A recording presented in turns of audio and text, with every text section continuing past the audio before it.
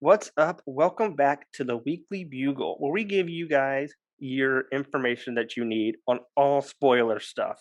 I am one of the co-hosts, Tyler, And I'm your other co host, Jesse. and today we are talking about episode 2 of the Falcon and Winter Soldier series. Anything you want to say before we jump into it, Jess? No, I think another phenomenal episode right out the gate. Series is looking good. Just if I don't know if we ever talked about it last time, but we'll have 6 episodes of Falcon and the Winter Soldier. So if you Is watched that it? WandaVision, yeah, just 6. I thought there was like 8 or 9. Because didn't we have 8 of WandaVision? Yeah, well, what they've said is that Kevin Feige, like the head Marvel Head Studios honcho. guy, he says their magic number is 6 hours for the shows. So it could be 6 hour-long episodes, or they can break it up like WandaVision, where some are like 20, 30 minutes, some are, a little bit more. Oh, interesting. Okay. So Falcon and Winter Soldier, I don't know, I'm like of two minds about it. Like I don't that we're like getting that. longer episodes. I want because that 49 minute is like that hour long, like it's perfect timing. But Yeah. I want more. I want 8, 9, 13 episodes. Yeah, so do I. Especially when it's not even an hour. They're not even, and you know Yes, that 49 minutes is, a tease. well, they've got the end credits, they've got Yes, previously on, so it's more like yeah, 40 minutes. So, yeah. but I do like it a little bit better. WandaVision, it felt like as soon as you got into it, it was It was done. because it was like some Yeah. episodes were like 29 minutes, Yeah, that and one then was a good one to binge watch. Falcon and Winter Soldier is a little bit more. yeah, It makes the weeks go by a little bit better. And I've actually for these episodes that we're doing, I watched the episode twice, and they actually hold up on the second viewing pretty well. Like they're still fun to watch. I was surprised. I thought it'd be kind of boring, but on the first episode I watched twice. This time I didn't get around to it. mhm. We're recording this Saturday. The episode came out Friday, so lucky you for being able to watch it twice. Yeah, it I was just don't fun. have that time. Well, Yeah, I can't help lucky. you there, but Yeah, that's all me. Let's kick it off. let's This do it. episode is episode 2. It's called the Star Spangled Man. I don't know if I mentioned the first episode. It's called New World Order. But this episode is the Star Spangled Man. The first off, the this first scene, it shows him like zipping something or unzipping, but that scene was way too long. That was my first note. Zipper scene too long. I It don't was a little bit. I don't know, like when you're editing, like it's called like uh cut out my darlings, which just means like if it's not meant for the story, you cut it out. And Mm. like that, I felt like it just been cut to half or like or like a third of it. I guess they do seem to start with somewhat of a what would you call it? Like an artsier thematic kind of first shot. Like first episode was Falcon, doing the ironing, kind of like a slow burn, what's Yeah, going on kind of exactly. thing. And this one was a zipping. The issue I had with it, I didn't really have much of an issue. I do feel it was a little bit long It was like now that I 15 think back on seconds. it. Yeah. Yeah, but I couldn't see anything. All I could see was the zipper and like Exactly. Like, the holder, like what did the that mean for the story? I mean, on second viewing, I could tell. Okay, now I know that that's the USA or the John Walker Captain America suit. But there wasn't enough. I would have liked to see more of the highlight of the suit. Yeah, like I don't think it was. I felt like it could have been cut out completely. It could have been. It probably could have opened with the because it's like a nice fade in shot of John Walker walking into the Yeah. locker room. See, But and that brings that's us to like the next scene because I felt mhm. like that could have started it. 100%. Yeah, I think so too. And it's still a good scene. I think as we suspected, we would get a lot of John Walker kind of build up in this one. Hmm. So, which I was glad. I wanted to see more of John Walker and learn kind of what his whole deal was. You And were also right about Bucky and Falcon coming together this episode. I said it wasn't going to be till 3. oh, You that's said right. you got that one right. I was wrong about how they would get together. I thought it would be a little bit more intricate, but I guess we'll get to that in a little bit because we have quite a bit of Show John before we Walker get there. stuff. Yeah. Yeah, but no, So I go ahead. I was going to kick into the John Walker, walking into the locker room. Hmm. It's his high school locker. He takes the sticker off where like he looks like he carved his name in like Johnny or Jay Walker, J. Dot Walker, and we meet uh his first friend, his first companion, Lamar Hoskins, Hoskins. Hmm. and so for the audience, and I don't even know if you knew this, Hoskins actually replaced Bucky in the comics for a little bit, and his name was actually Bucky. you know, like Cap called him Bucky, but it like looked as like a racial slur, so they renamed him Battlestar. Okay. He was And with Steve Rogers? yeah, for a little bit. Oh, okay. I hadn't looked up that detail. I know that he was because they had like a group of people called the Buckies at one point. I know he was like the Bucky to US Agent or And but he was um also Bucky for Cap at oh, once that's upon a interesting. time. I didn't know that detail. There was a good little bit I guess changed or kind of acknowledged from John Walker's comic appearance. Mhm. So in this one, so in the comics, he's actually a pro wrestler. So there Oh. are like locker room scenes in that. But for this, I guess they kind of I don't know if I'd say modernized it, but maybe made it a little bit more relatable. I don't know. I guess a wrestler isn't necessarily something you would expect, but a football is so he's essentially a football player in this, or I guess for high school. I think what it is like it gives him that all-American vibes because, That's true. you look at, like, he played high school quarterback, then, he went to join the he's an ex-Marine, so he went to join the Marines, and to serve his country, like, he's followed those footsteps to become all-American, like, and all-American's kinda like a term, like, I don't know exactly what it means, but it's a term.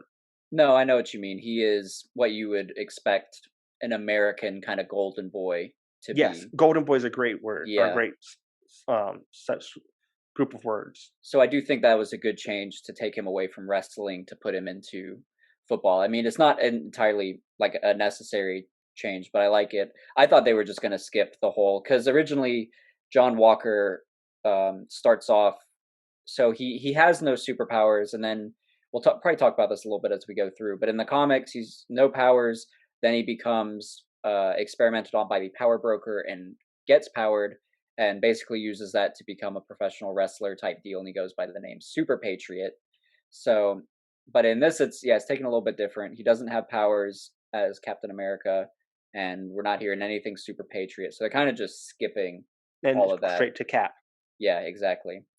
But yeah, you mentioned Lamar Hoskins in there, so we'll definitely be seeing him a lot more. So you can kind of think of him as the Bucky of John Walker. Yeah. So one thing I did like, it kind of humanized him is, he's new Captain America and everybody knows he's Captain America already, but he's in there practicing his speech. It essentially humanized him, Hmm. saying like, hey, even though I'm this hero figure now, I'm also still, a regular person like you. I still get nervous talking to crowds. I have to practice my speech before I even go out there. And it even shows him uh changing the way he's wording his words before, he gets out there. He's saying like, oh, this doesn't sound right. Oh, Captain America would never say this. And things like that. And it's something I liked about that beginning scene.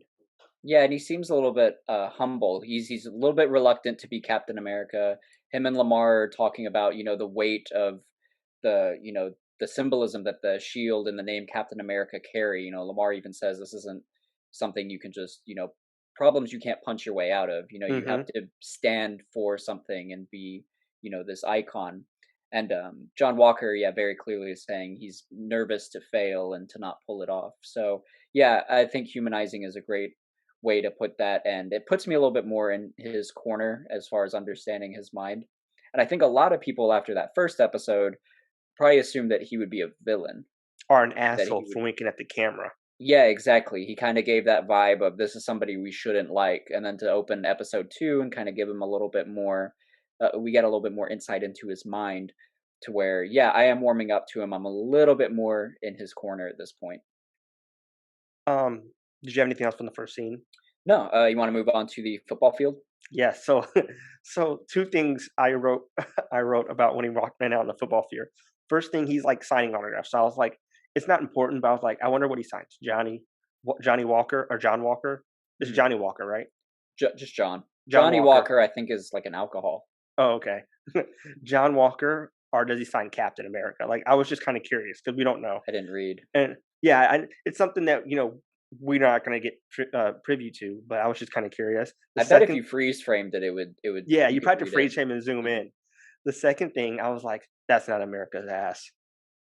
because that's not my Oh, Captain America.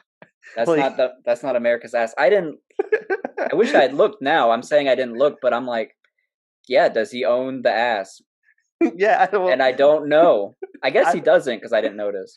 because I didn't look, if I'm being honest. I was just like, it was a back shot where you can see from behind, and like, Hmm. and I just remembered like from Endgame, wow, that is America's ass. Like, and I was Yeah. like, that's not my America's ass. I know you didn't think anything, but you wanna think thick when you're Yes, looking at with two Captain America. C's. Yeah, exactly.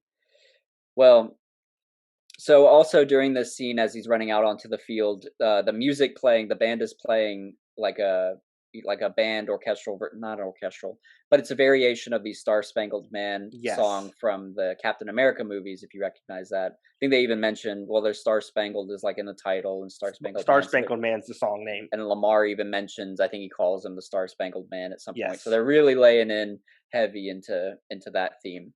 But yeah, that's what the band is playing as he's running up, which I thought was kind of a neat little touch. Hmm. Because John Walker is being used a little bit as like a government marketing scheme, Just like the first one. just like Cap. And I think we'll see a lot of echoes of Captain America throughout this show in different ways. But yeah, it is kind of funny to see the same things happening again, same things repeating themselves from the 40s when Captain America was just getting started. And then he's having that interview on the 50-yard line, and basically, like you said, he's on tour as Cap, and like it's another callback to the first Captain America, where he essentially wasn't there to fight wars; he was just a marketing tool. And they show clips because this is a news conference or a news interview, and it shows him practicing with the shield. And I'm not gonna lie, he looks really, really good. Yeah, Like, I loved I that. mean, he's not as good as Steve, but he Those were looks some good. cool shots. Yeah, throwing Yeah, the shield. I and loved then the just way he's watching it catching it, ricochet. Yeah. yes.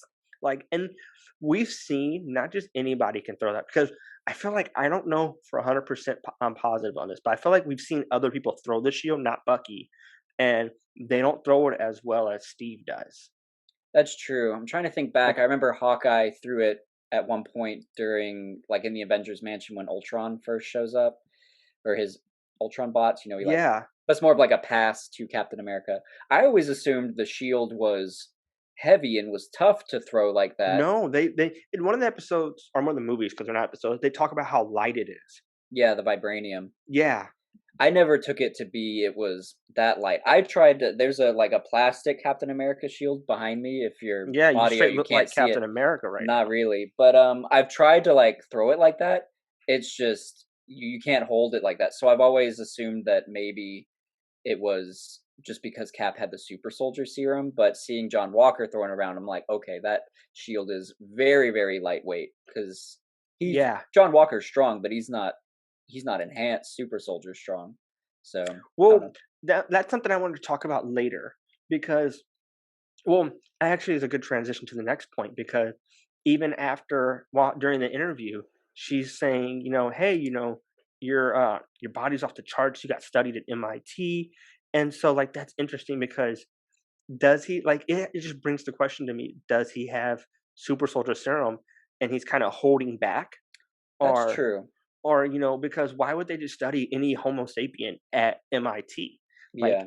unless he's like at crazy peak condition where he has like 0.05 body fat and like, straight muscle. Like, Hmm. I just don't know. I thought that too because it was interesting because she said, yeah, he was off the charts for speed, endurance, intelligence, and I think he cuts her off, Hmm. so we didn't hear, but she said on like all metrics. So it did seem strange that I guess maybe we're supposed to assume that he is peak physical condition, Yeah, which in and the like, comics is what Captain America is supposed to be, but in the movies he's more like super strength kind of deal. So maybe John Walker is just the like the epitome of what you what should we should be strive as for. yeah. So yeah, interesting to see. I take it to be that he's not enhanced with super soldier, but he very well could be. In the comics he is, but I think at Hmm. some point they'll either I feel like they may build up to that and get him enhanced at some point. But I guess maybe they don't have to. But So, I just looked up a couple people that have thrown the shield. I couldn't find people that thrown it in the MCU, but Mhm. people that have thrown with accuracy as well as Captain America, uh, Hawkeye, Winter Soldier, Falcon, Daredevil, Bullseye, and even surprisingly, the Punisher. Hmm, okay. So I guess it's just that lightweight that regular Yeah. people can throw it pretty well. 'Cause you got like Mhm. Taskmaster throwing shields like that too. I don't think he's. I guess we'll see in Black Widow movie. Yes. Yeah. Okay. Well, that's probably like an unnecessary issue that we can put to bed for the moment that I'm bringing up. Is can you throw? I always assumed you had to be like kind of super powered to throw the shield like Cap, but apparently not. Although I'm sure he's throwing with more force. Yeah, 100%. But Um, getting back on track, yes. I was surprised to see. So on the football field during that John Walker interview, they show the stadium, and there are a lot of fans out there. There are a lot of people cheering on John Walker, and I'm sure some of it is just they're at his local high school, so he's kind of like a local celebrity type deal. But it made me think, okay, a lot of people are actually embracing John Walker, and it's really we're just seeing Falcon and Winter Soldier, their perspectives not being comfortable with this, but the rest of the world seems to be pretty open to it. So, do you think they're embracing Walker, or do you think it's this is very like pessimistic what I'm about to say, or Mhm. do you think it's like, oh look, he's a celebrity, I get to meet a celebrity kind of thing? Because let's be honest, like if Captain America was to come by and have uh like a press conference at a football field, me, like I'd be well, I'm a huge Captain America fan. Let's say something like somebody like Kingpin. If Mhm. Kingpin was to come, or Zemo, somebody that we don't like, a villain, Yeah, was that's to true. come and have a press conference, like 100%, I'm probably gonna be there just to say like, "Hey, Just I to saw say you're Cap." there. Yeah, Yeah. like I'm not trying to like I'm just playing devil's avocado. Okay. Yeah. Devil's Well, it's the avocado. devil's advocate. I'm just avocado sounds Okay. kind of cooler I does it? Okay. Well, or here. funnier. So no, I took it to be I could totally see what you're saying, and I think the local celebrityism could be a reading, but just like the posters everywhere, the media attention, I think the general public is warming up that yeah, this is our new Captain America. And Hmm. he was really good and charismatic during that interview. He nailed the what was it, the Good Morning America or whatever that Yes, he it was was practicing GMA. in the locker room and yeah, her that interview was pretty glowing. The lady giving the interview telling him like just saying that he's perfect essentially. Yeah. So and he handled it well. So he did seem very humble. If I was somebody that was just watching on the news, knew nothing about John Walker, I would be on the side of this dude too. I'd be like, Oh no, okay, not everybody. Bucky wasn't. There's a no, scene where but I mean people Bucky's. that don't know. No, no, I know. I just like that's a great transition because like everybody, just like you said, everybody's so happy for him. He's Hmm. perfect, and then you know, Bucky is sitting there watching. He's getting teary eyed, and just like we, gave the nod to Anthony Mackie for tearing up. Like Hmm. Sebastian Stan, Sebastian Stan is acting his ass off. Yeah, he's doing a great job. I love that you could tell there's one line in particular that really hits him hard. Hmm. It's tough to Oh hear. I didn't catch until the second one because they're like zooming in. You can only hear it in the background. But John Walker is being asked about Steve Rogers and if he ever got to meet him or whatever, and basically says that he doesn't. But this is the quote John Walker says: "Even though I never met Steve, he feels like a brother." And then Bucky like kind of like audibly like gasps or like kind of oh, his I didn't jaw even notice drops. that. I didn't even notice that. And I was like, "Ooh, that is a rough line to just say, like, yeah, I see him as a brother. Never met the guy." Yeah. Just that's a rough one if you're like really close to that. If you're Yeah. close to Steve, like Bucky is. So I am in total understanding of why he would, be off the rails as he, goes to tell Falcon, you botched this, dude. So Yeah. But yeah, I I guess, just I feel for Bucky right there. Like all I can yeah, do is just feel for him. absolutely. So our next scene is what I alluded to of Falcon basically entering a hangar for to go on a mission. Torres's, or I guess Red Wing has found or located where the Which Flag Smashers are hanging out. which is really interesting that he's not controlling Red Wing. Red Wing's kind of like in Europe, just flying solo, like doing recon by itself. So it goes to show how great Falcon's technology is now. Yeah, yeah, it's just off doing its own intel. It is really cool. but as Falcon's entering the hangar, he's seeing these Cap is back posters all over the place. It's like he sees one, and then he tries to go down the stairwell. There's another, and then in the background of the scene, as you look throughout, there's more of them. They're all over the place. Just he can't escape it. And yeah, Torres even states that John seems like a good guy. So I think that kind of further goes with the general public being on the side of this new Captain America.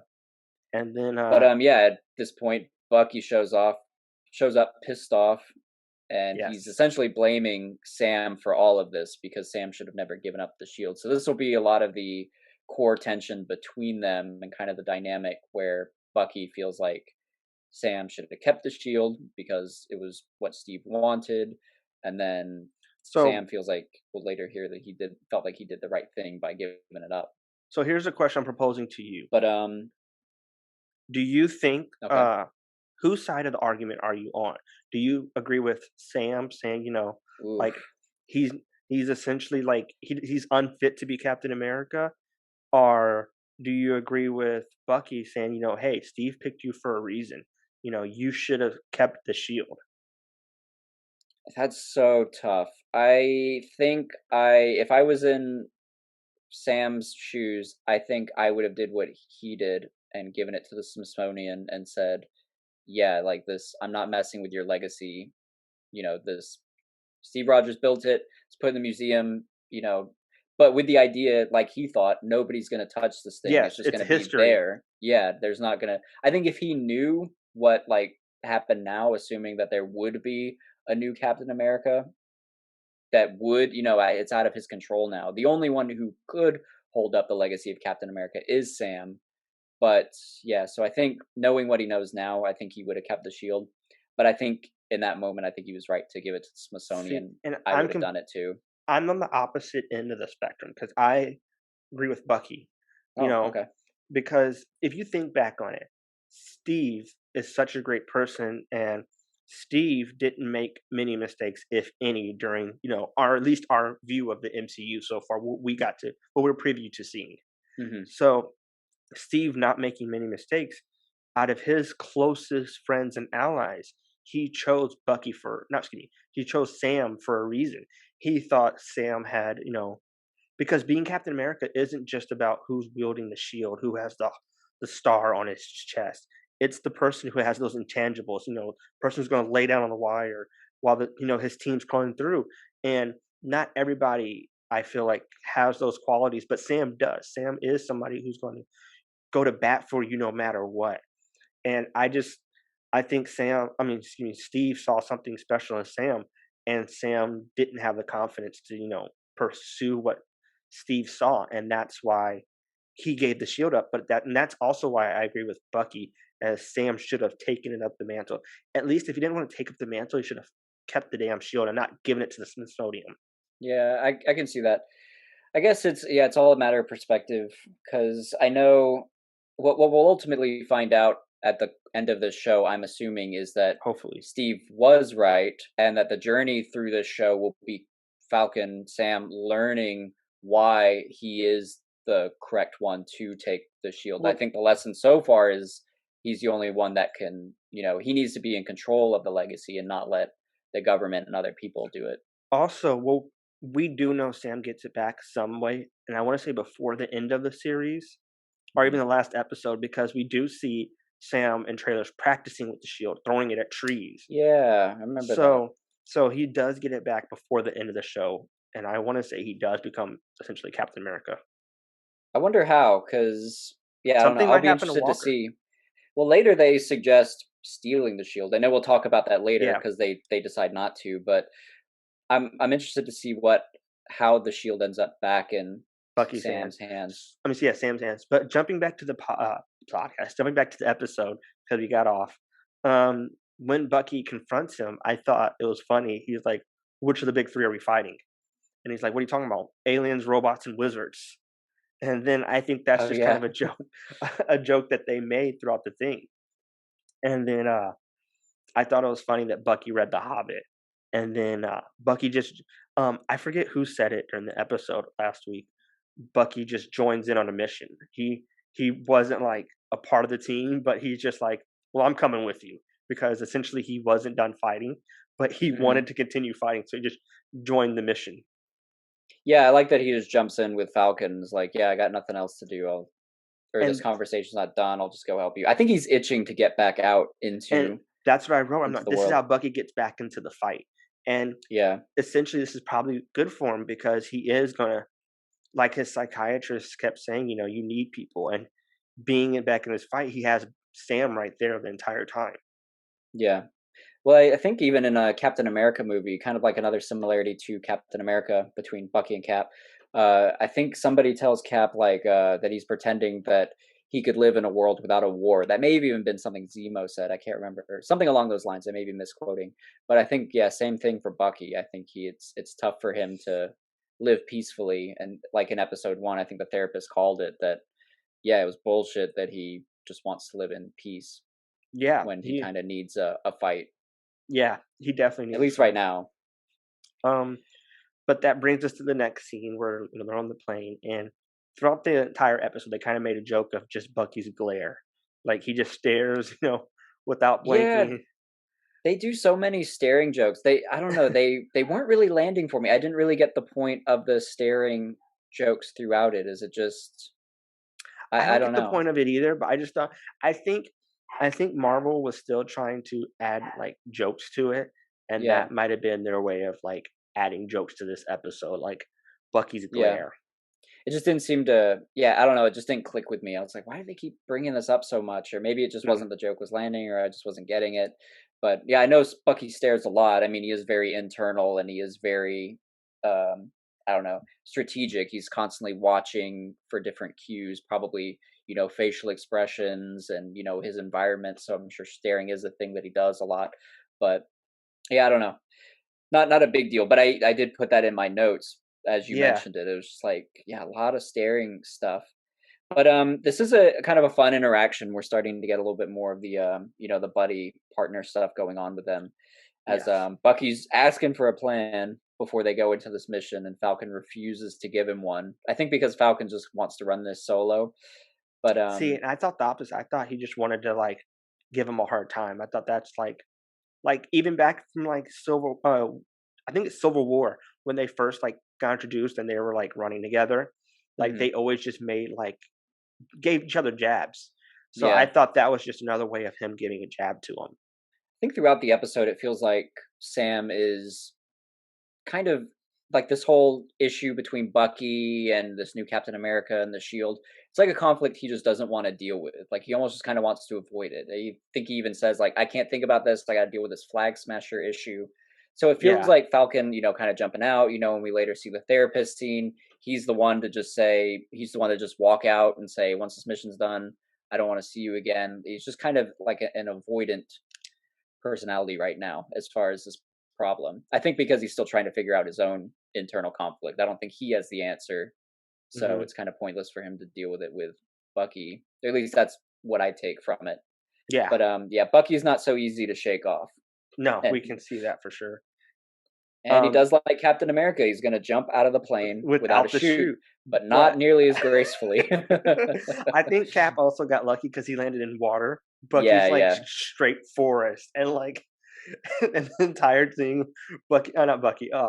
Sam has Red Wing come by, and he's like, "Yep, I recorded it all," Yeah. I feel so bad for Bucky. He's really off his game throughout this whole episode and which just is really something like I actually wrote, and I wrote, "Did Bucky lose his touch?" Because Bucky's like, "Oh, I see 4 people," and then Sam comes in with Red Wing. He's like 5, 6, 7, 8, and so Bucky being out of the Mhm. war, like, did he lose it? That's I just kind of that's what I was thinking. I actually wrote that. Yeah, I think maybe it's just all the stress. I guess some of it is being out of the game for a little bit, and then maybe just the stress of everything that's going on. We'll probably talk about this a little bit more as we enter the abandoned warehouse where Falcon is tracking everybody. But it feels like they're not a unit yet, Falcon and But Bucky. yeah, Like they're very much still trying to do their own thing and take control of the situation. They are not a team at this point, and yeah, I think Falcon is maybe mentally strained as he's, dealing with all the I gave up the shield type of stuff. And Bucky, I guess he's Well, maybe, Falcon also has like the household deal with his sister and the boat. yeah, Like he is being spread super thin, and then having to fight the Flag Smashers and Bucky and the Shield, and like his conscience is weighing on him. So Falcon's going through a lot, and like you said, he probably doesn't need this. And Bucky is going through his own like trying to cope, with everything that he's done in his past. So they're both, they have so much weighing on both of them. yeah. So they're really not, yeah. So it's no surprise that they're, yeah, kind of off right now. Yeah, they're Yeah. really not a cohesive unit. Is probably the best way I can say. But yeah, so at this point we're in the abandoned warehouse, and like I was saying, they're each trying to do things their own way. There's a lot of conflict between them and no strategy. I did like the White Panther Yeah, I joke. wrote Sam calls him White Panther, and it's Wolf. He likes White Wolf. Yeah, I guess Falcon wouldn't know about that. He probably just knows that Bucky was in Wakanda, but Wakanda, he wouldn't yeah. know the nickname. Because I don't think we ever hear White Wolf addressed outside of that end credit scene for No, I Black don't think so at Panther. all. Because when they go to him in Infinity War, they just bring him an arm, and they said, he's Hmm. been sidelined enough, and and he's like, all right, where's the war? He Yeah, just that's it.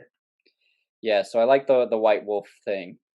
I think it's we'll talk about the naming convention a little bit later. But yeah, so at this point we see that all of the Flag Smashers are enhanced. It's not just their leader that's strong, it's all of them here. What they say, 8 of them? All Before you get there, I just want to point out, did you see how fast Bucky runs?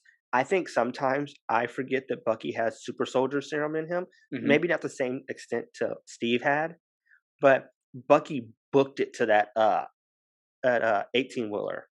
Yeah, And he was quick. I forget that. So like seeing him like run kind of reinforced myself that, oh yeah, Bucky's also, juiced up. Yeah.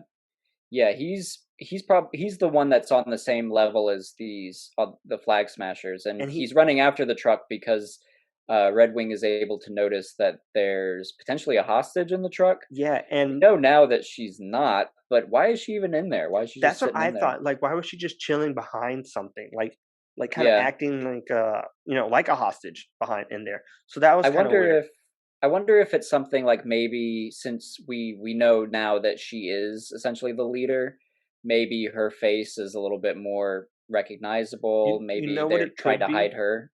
Yeah, because some of them were driving, some of them she was in the back because they're essentially being, which we'll talk about later. They're being hunted by the power broker, and maybe that was just her way of being transported without Yeah. being seen. Because like, who knows how much power he has? Maybe he has satellites where he can see them driving. So if she's hitting in a container, you can't see her driving a car. Yeah, I guess maybe if her face is the familiar one, then maybe she's trying to dodge facial scans and all those Yeah, sorts of things. So she's just kind of hanging out in transport. It's the best I can come up with. yeah, But Bucky does catch the truck. In there is interesting to me. He says they're just he finds that they're stealing medicine and vaccines. But I wonder if that is true. I wonder if maybe it's something else. We'll get more into it, because there's a lot more that goes into this that kind of went over. I don't know. I think there's more to this. So one, it could be not medicine and vaccines. It could be some power broker vials, or maybe it's some sort of mixtures. We'll find later that this is, or that there's a text from an unknown number later saying like you stole this from yes, me. So also the boxes on them have a GCR on them, which I'll talk about a little bit later as we get more into that. yeah. I hope So you just keep that in remember. mind. I never wrote down what it meant because I was hoping you did. Because every I time I they, did. okay, perfect. But yeah, so it kind of like stalls. The next scene is like where they're fighting on top of the 18 wheeler. Um, Hmm. I really felt like Bucky was kind of holding back, and I think it goes back to where Bucky is. He's lost his touch because those two guys kind of just held Bucky down. And yeah, Bucky might be as strong as one of them, but Bucky also Hmm. has his vibranium arm. I Yeah, felt like he should have been able to overpower at least that one guy on his vibranium arm.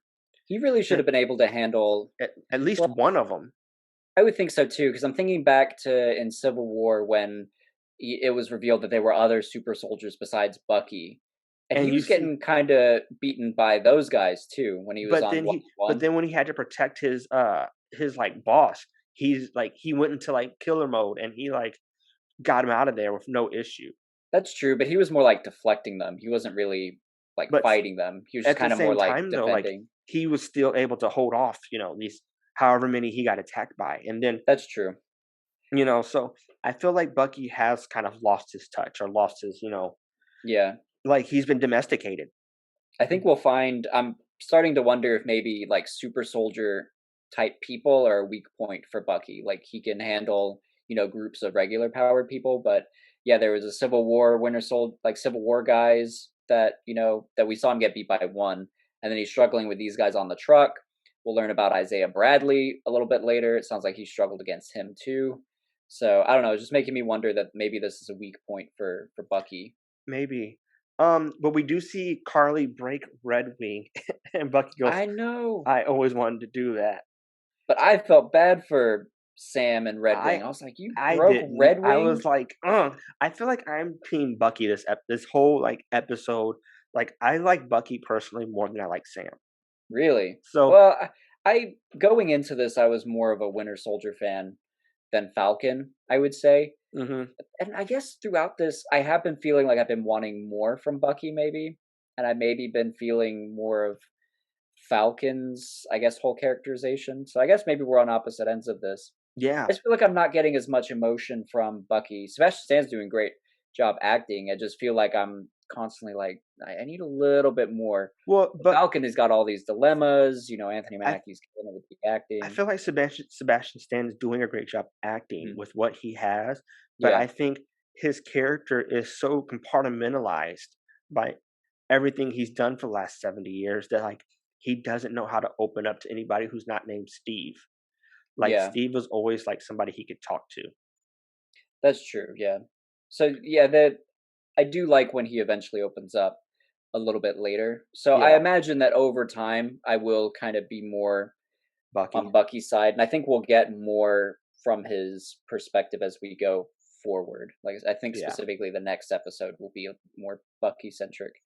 But keeping on with the fight, it's yeah, bad enough that Falcon and Bucky are getting whooped pretty They're bad. getting their ass But kicked.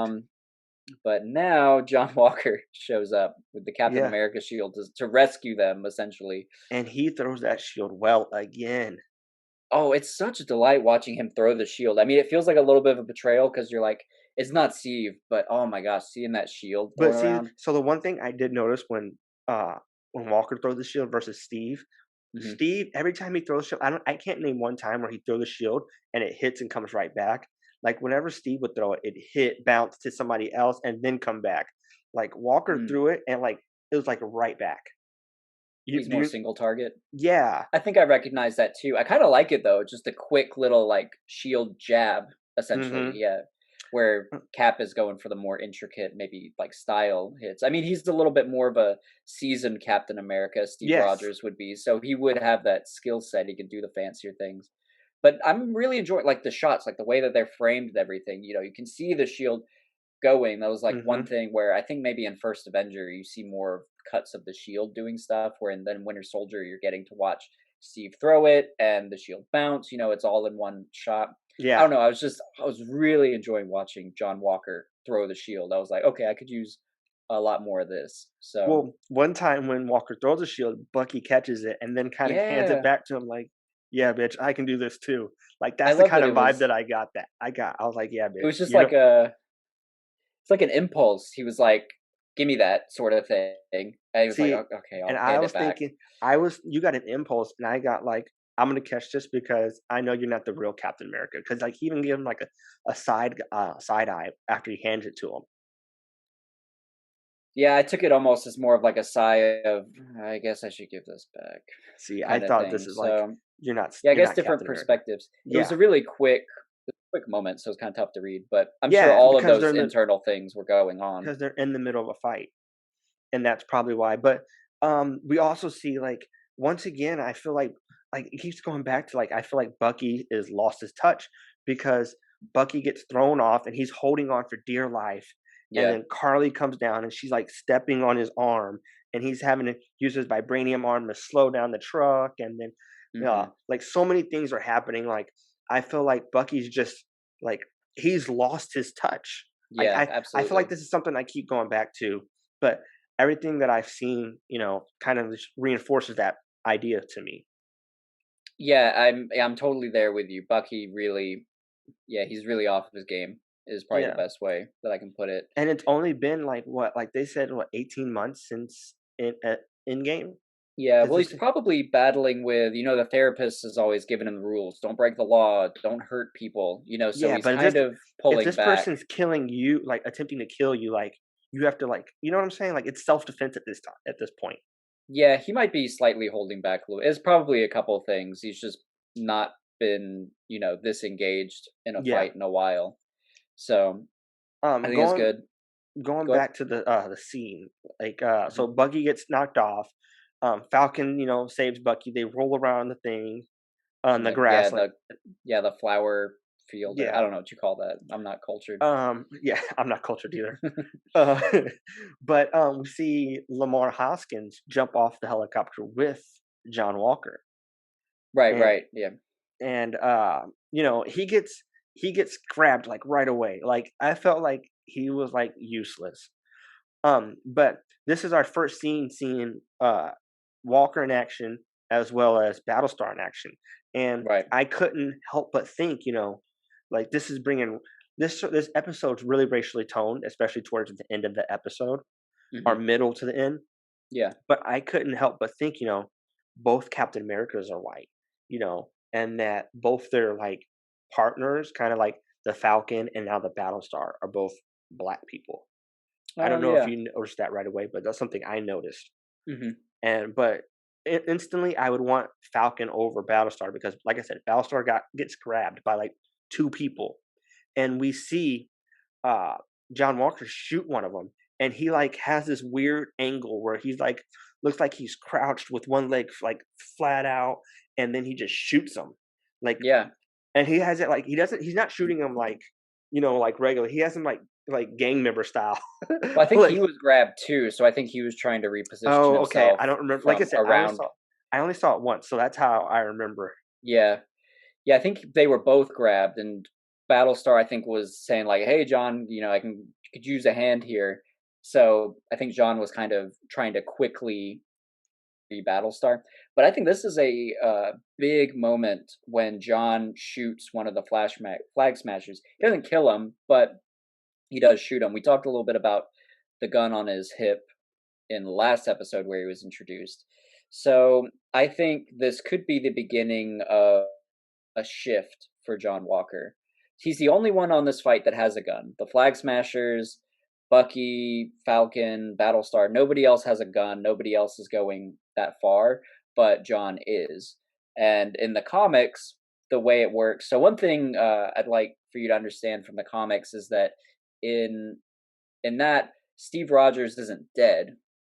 John Walker doesn't take up the mantle because Steve is dead. Steve is kind of like forced to retire. There's some sort of weird government thing, and they bring in John Walker like they do in the show to be the new Captain America.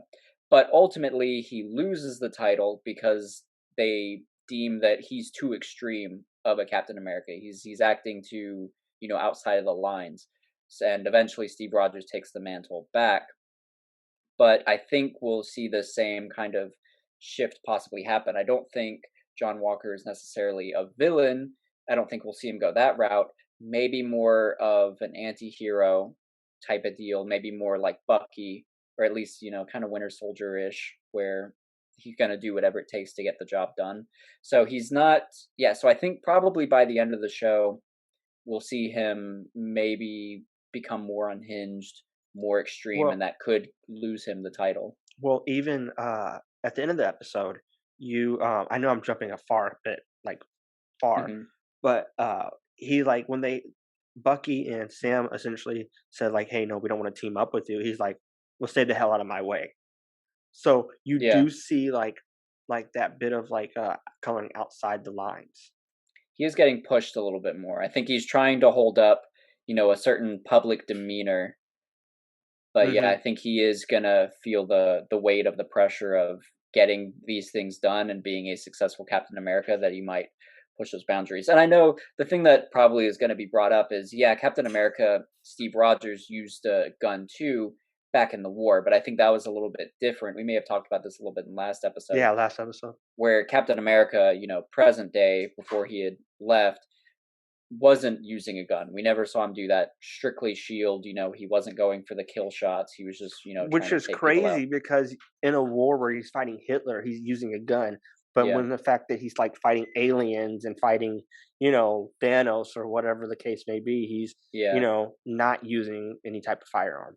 Yeah, I think it is a little bit different too. I think just as like an audience member, it might be a little bit jarring to watch Captain America trying to shoot aliens and things. But it's really Yeah. not in his personality. It may have just been a shift because like in the comics, him and the Punisher really butt heads a lot. Yeah. You mentioned that in the last week Oh, did also. I? Yeah. Yeah, they really, yeah, they're two sides of the same. Is that right? They're two sides of the same coin. Punisher was Yeah. actually, I think, Frank Castle, he was a little bit inspired by Captain America, but like John Walker, he's going the far extreme with Yes. it. So it's kind of interesting to see those dynamics, and Cap, yeah, doesn't really stand for either of those two things. Yeah. But yeah, so during the fight though, I do think the way the battle ends essentially. So ultimately Cap and or sorry, John Walker and Lamar get knocked off too. So Which we do their see whole like side loses. we do see a cool scene where Lamar's falling off and Cap throws his or John, I don't want to call him Cap because he's Yeah, not my no, it's captain. I keep doing that too. Walker throws that shield to save Lamar. And Yeah, that's another like instinct that we would see Steve do. He would use his shield to save allies while he's fighting. So I thought that was a cool thing. I thought Um, so too. then the fight basically ends when Walker gets one punched and he flies off into somebody's car and breaks the windshield. Yeah.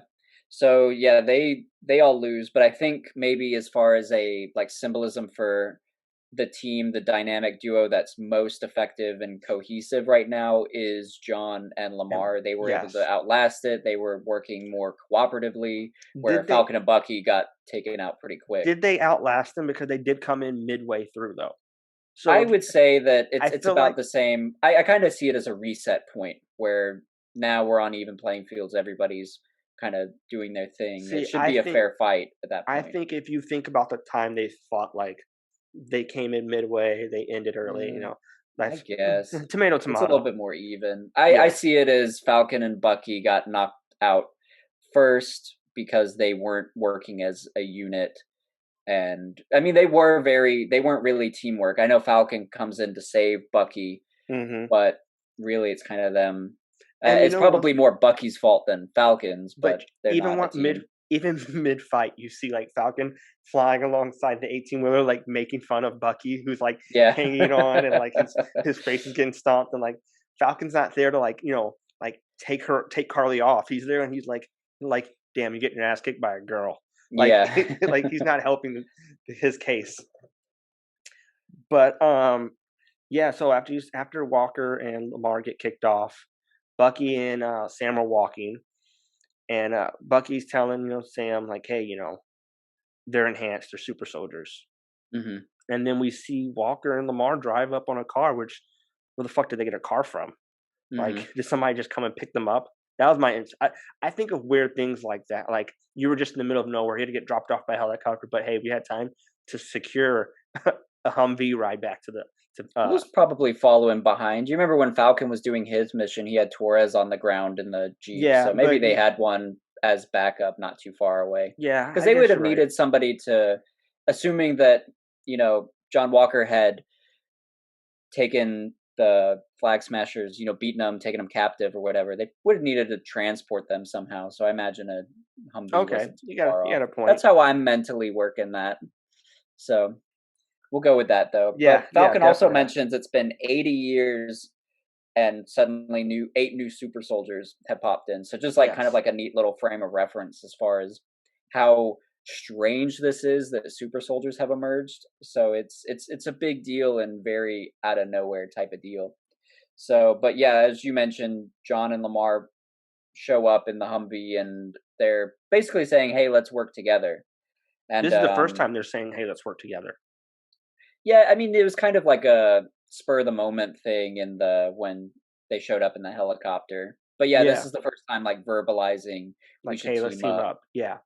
But during this time also, you know, Bucky is pushing back on the idea of Walker being Captain America because, like we've known from First Avenger, Steve jumps on the grenade when Tommy Lee Jones' character, not Tommy Lee, is it Tommy Lee Jones? Yeah, that's his name. Yeah, that's Okay, the when he actor's throws name, the actor's name, it's the the Colonel general. something, General Yeah, something Colonel, like that. yeah. When he I don't know. throws the grenade, Steve jumps on it. It's like, get away!" And he like hugs it and everything. And Hmm. Bucky's like, "I bet you wouldn't even jump on a grenade." And Walker's like, "Well, I have 4 times." Yeah, like Like, 4 times. yeah. And like when he said it, I was like, "What?" And then he's like, "Yeah, I used my reinforced helmet." So like, and he like didn't even go into it, but like, I thought that was like another cool callback to like Yeah. First Avenger. Yeah, they're going about it different ways. Yeah, it took it to mean he's just covering the grenade with his helmet, and it's yeah supporting. It's like holding Yeah, the no, I blast in. agree. It was just a callback. It wasn't Um, clear. Like I didn't know what he was talking about the first time, so I just wanted to clear that up in case anybody oh, else like me was a little bit lost on what the heck John Walker's doing with grenades. He's not mm, jumping on it like Steve, but yeah. Uh, also their persuasion tactic to get that like Falcon and Bucky on their side is going very poorly, and I think Lamar kind of botches it immediately when he reveals that they were tracking Red Wing to find the Flag Smashers. yes. So, like we were kind of discussing in the last episode, it seems that the government is kind of rigging Falcon's stuff a little bit. Maybe not to fail, but you remember that line where Where he's talking to Falcon's like, Torres. yeah, he's like, every time your ops guys get in here, he kind of glitches, Red Wing glitches out. So I think that was kind of the nod to they're putting trackers and stuff in Red Wing and kind of tampering to do the government thing of keeping the eyes on them. So yeah, And government not a friend right now, and yeah, this is a bad look on the John government. Walker and Lamar. And well, another point I wanted to make was Cap was I'm not Cap. Fuck that It's guy. so tough. Yeah, Yeah. I keep making that statement. Wal- Walker wants Cap's wingman at his side. He's like, "Who better to be at my side than you? You essentially served the first Captain America. Like, who's better to be?" And you could see like Sam wasn't as idea to that because Sam's looking at him. He was like, "Bitch, I could have been you. Like, if Yeah, I really wanted to be captain, I could have. And you want me to be like your sidekick? Like, you know, yeah, like because I think Steve never, even though Sam was uh Sam was Steve's sidekick. Steve would have never called Falcon a sidekick. He would have been like my partner, my ally, my yeah, friend. hmm, And for him to be, say like, "Hey, I want you to be my wingman, my sidekick." yeah. Like I feel like that was a straight insult to, Sam, who's I been took doing it it. probably a lot longer than him anyway. I think it also the way John said it made it come off like it's more of a marketing mentality, like in his mind, Mm, because he was like, I I'm like trying to that. be the best Captain America I can be. It would be a lot easier if I had Cap's wingmen on my side. Almost sounds like, yeah, the public would really embrace me more if I had the guys that were vouching for Steve vouch for me, kind of thing. So it Yeah. almost sounds like more self-serving than it does. I want to hold up the legacy. And Falcon's totally right. Yeah, it's always that last line because I was with John until he said that, and it did Well, just kind of rub a little bit the wrong way. that brings up a question that I didn't think about till just now. Hmm. Do you think Walker cares more about this Captain America role for what it can do to him marketing wise and money wise, or do you think he actually is a patriot and wants to serve his country? I think Bec- he is an actual patriot and wants to serve his country. I Okay, think ultimately his downfall or issue will be that he's maybe trying too hard or going about it the wrong way is what yeah, I okay. is what I take it to be. I think he is a good legit guy, and yeah, I think it's just going to be yeah, just his maybe ideology if that's the word. Yeah, no, that's a good point. But do you agree with that or do you think No, I he's agree with that too. I do okay? think he cares more about the country than trying to be like how many followers he can get on Instagram or something. Yeah. Like I don't Yeah. think he cares about that. I think I he don't think it's a actually, popularity. yeah, no, I agree. In fact, I'd probably even go as far as saying like having to do those tours as Captain America, he probably doesn't really care for. He probably just wants to be out there on the battlefield fighting as Captain America. Yeah. Then, so during this conversation, also before Falcon leaves, we get a lot of conversation about the GRC, the Global Repatriation Council. So, yeah, first time I watched this my eyes just kind of glazed over as they're talking about all this like weird government stuff. But I tried to pay a little bit more attention on the second, and I do think it'll be more important because, yeah, like I said, the GRC, that abbreviation was on the stolen. Bucky calls it like the medication and Mm-hmm. the vaccines in the truck that the Flag Smashers were stealing. So the Flag Smashers are stealing that stuff, and later on we see, that text saying, "Hey, you stole my stuff." So I think there is something going on with the GRC, but the way the GRC is mentioned is described is they are basically handling everybody that was brought back in the blip. I think the quote was, "They're managing resources for the people who were blipped and returned." So they're kind of just working on these blip people essentially. So they're almost like another arm of the government just for that. Also interesting that they like Lamar mentioned people. He calls them refugees.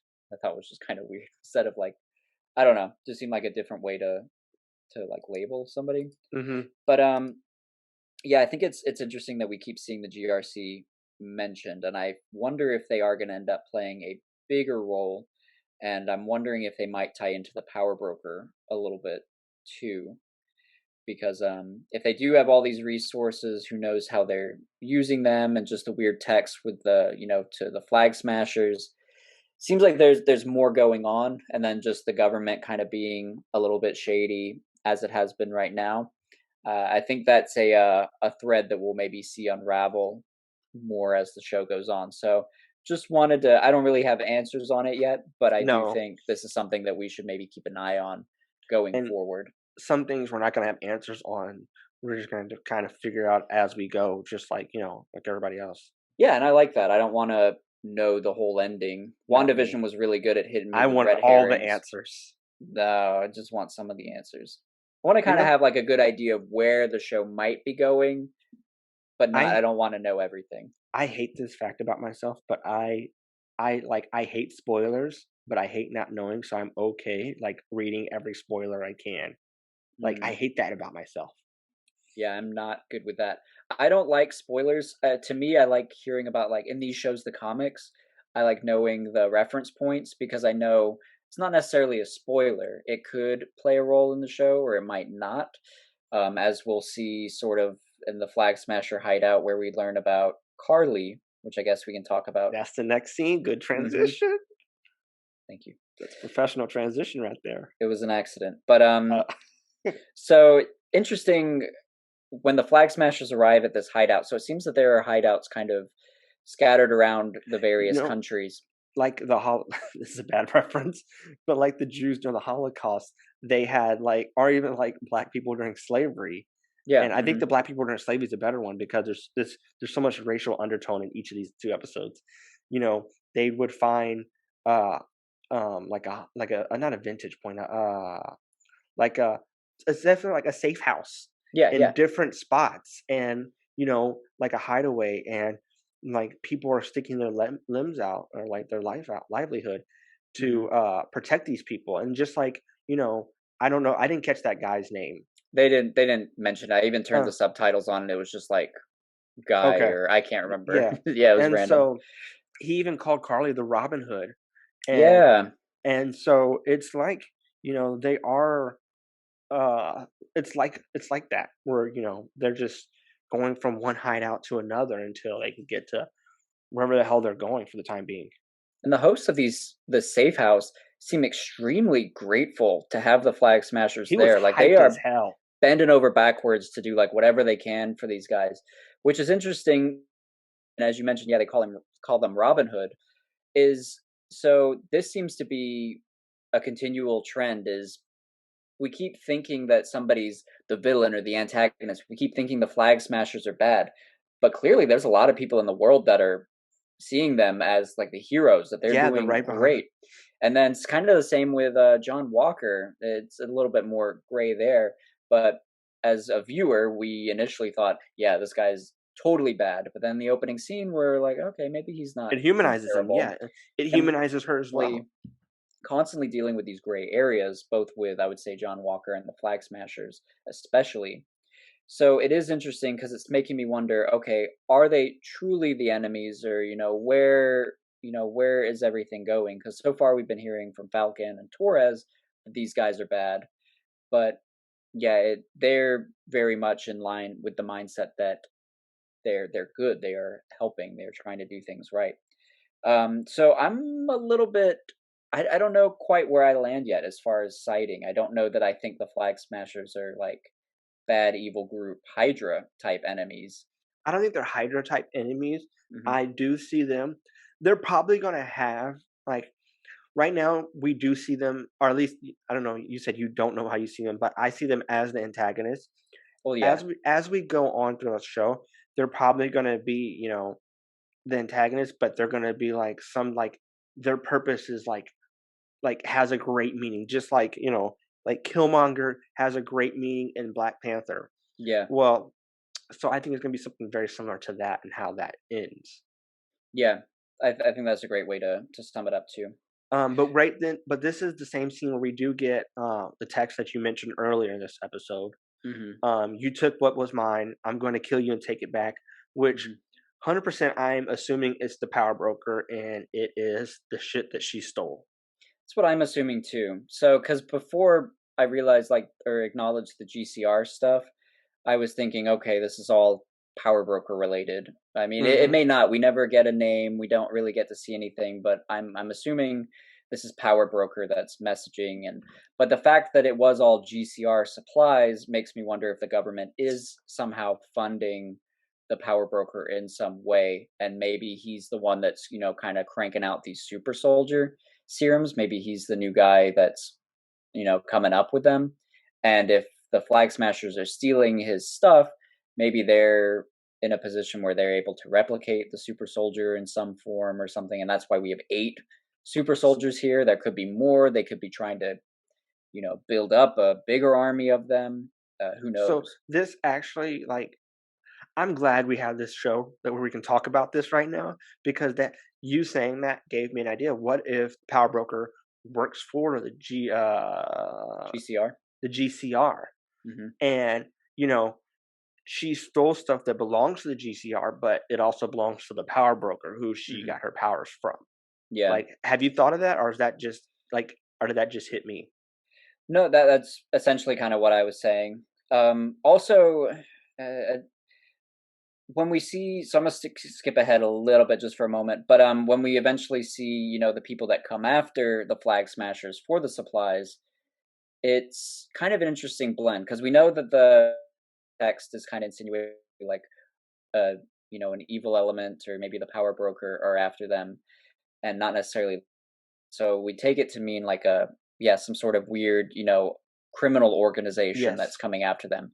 But now with the information that it may be GCR, yeah, that maybe they are one and the same. But also, I don't know if you noticed this, but the guys that were making the call after the Flag Smashers escaped and are like, "Hey, they got away" or whatever. Hmm. They're wearing like a tactical vest and like a Yes, jacket and a shirt. I They looked wrote like government. FBI. Yeah, they looked Yes, government to me. I wrote the leader was wearing a vest. Government? Mhm. Question mark. Yeah, he looked government. They didn't look like some sort of mob or just some Hmm. criminal organization. They looked legit. So I think Yeah. we So I will see think, that blend where the government is working with some man, and unsavory this is like, individuals. it's really cool, like that this is a thing, just because Winter Soldier is is my favorite, my second favorite Marvel movie, right behind Infinity War. Infinity War is my first, then Winter Soldier, and then Endgame. Yeah. And that those are my top three. But I think it's really cool because they're adding this spy espionage feel to it, and that was the theme of Winter Soldier was an espionage because Hydra had back channeled their way into Shield, and we're getting that government espionage feel again, which I love those type of movies. Yeah, and I think they're really nailing it too. I Um, guess so taking a step back, back in back to this the episode. I yeah, mean, in the back to this safe scene. house. Yeah, so we mentioned it a few times that it's the reveal of the leader of the Flag Smashers. Her name, Carly Morgenthau. Or Carly Morgenthau. I only wrote Carly, so Just stick with Carly. yeah. So this is an important name because in the comics, the Flag Smasher villain, singular, just the guy, was a Carl Morgenthau. Mm-hmm. So they're doing a little bit of a gender bend here, so we're now dealing with a Carly instead. Um, I think that's kind of where the similarities seem to end, at least from what I could see as far as Yes. Carl and Carly, because I don't think Carl ever had the super soldier serum or No, he that just like weapon, like an armored suit or something. yeah, he just fought Cap and Cap whooped his ass. Yeah. Um, two things that I kind of picked up though on this scene. Hmm. At the end of it, she's like, "Hey, be ready because," or no, she's like, "Hey, are you guys sure you want to do this? Because something big's happening tomorrow, and I need to know if you guys are in or if you guys want to, like, right now is the time to leave if you guys want to punk out." Hmm. And nobody leaves, and then they start chanting "One world, one world, one people." I actually Right. wrote one word by mistake, but one one world, one people.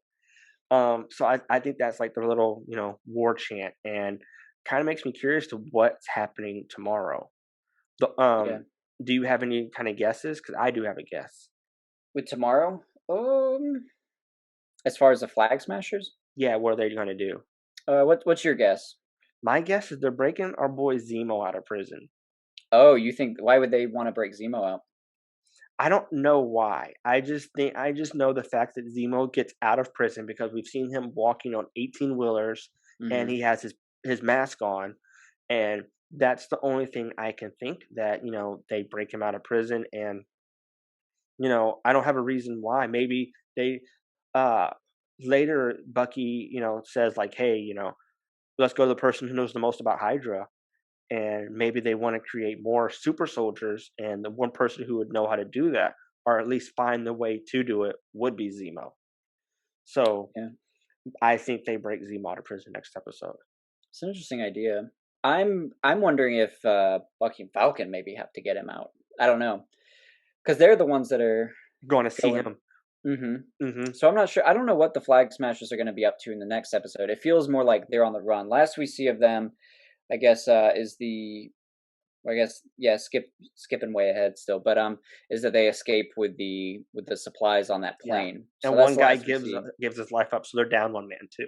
So whatever their next step in the mission is probably what that'll be. I don't know what they're up to yet. They're gathering supplies, but Hmm. I don't know what their end goal for those supplies are just yet.